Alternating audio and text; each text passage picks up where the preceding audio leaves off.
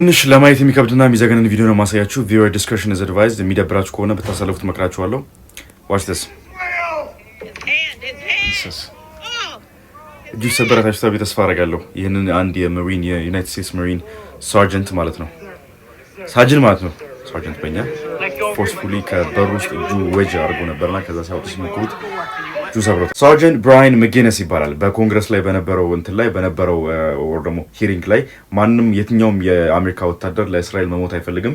ጦርነቱ የእስራኤል ነው፣ እስራኤል ነው እዚህ ያስገባችን፣ እስራኤልን አንደግፍም፣ እኛ ለእስራኤል አንሞትም የሚል ነገር እየተናገረ ባለበት ሰዓት ላይ ፎርስፉሊ ወር ደግሞ በግዴታ ከአዳራሹ ለማስወጣት ሲሞክሩ እጁ በር ላይ ተቀርቅሮ ነበርና ቪዚብሊ ክራክ ሲያደርገው ደግሞ ሲቀነጠስ ታይቷላችሁ፣ ሲሰበር ማለት ነው።